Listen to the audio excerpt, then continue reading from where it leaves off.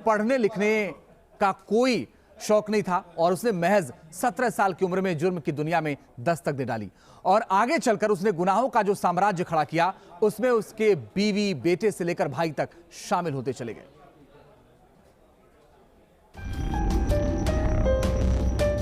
शाइस्ता परवीन, यही नाम है बाहुबली की उस बेगम का जिसका नाम सिर्फ कानूनी कागजात पर दर्ज नहीं हुआ है बल्कि उस पर इनाम की घोषणा कर कानून के मुलाजिमों ने अपने इरादे साफ कर दिए हैं। अब आते हैं इस कहानी के एक और किरदार पर, असद अहमद। ये जनाब है बाहुबली पिता के बिगड़ैल शहजादे उमेश पाल की हत्या में मौके की तस्वीर ने इसके खौफनाक चेहरे की तस्दीक कर दी है।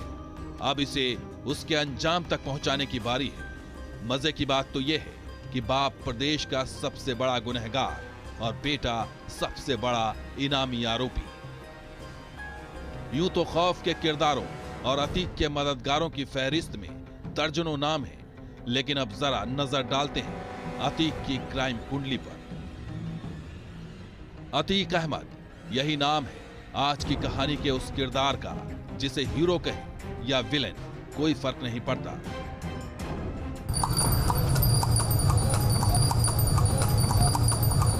पिता फिरोज का तांगा इलाहाबाद की सड़कों पर दौड़ता रहा और अतीक गुनाह की गलियों में खौफ के दम पर सियासत में जगह बनाई, लेकिन गुनाह से दामन नहीं छुड़ाया। इलाहाबाद की सड़कों पर जब जब गुनहगारों ने खून की होली खेली, उसके पीछे आया एक नाम, अतीक अहमद। जुर्म की किताब का शायद ही कोई ऐसा पन्ना हो जिससे अतीक का वास्ता न हो। जिस किसी ने भी कुख्यात अतीक की शान में गुस्ताखी की, उसे मिली मौत। जिस किसी ने भी जुर्म की दुनिया के इस सरगना के खिलाफ गवाही देने की कोशिश की, उसे खामोश कर दिया गया।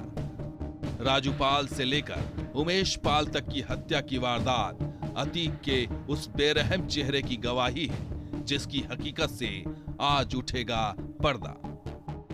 जेल से मौत की साजिश और सड़कों पर अंजाम।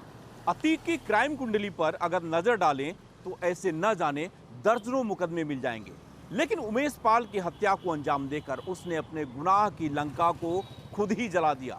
हम इस मौत के हर किरदार को आज करेंगे बेनकाब, लेकिन सबसे पहले हटाते हैं सियासत के बेरहम चेहरे से नकाब। बदन पर सफेद कुर्ता पायजामा और सिर पर सफेद गमछा।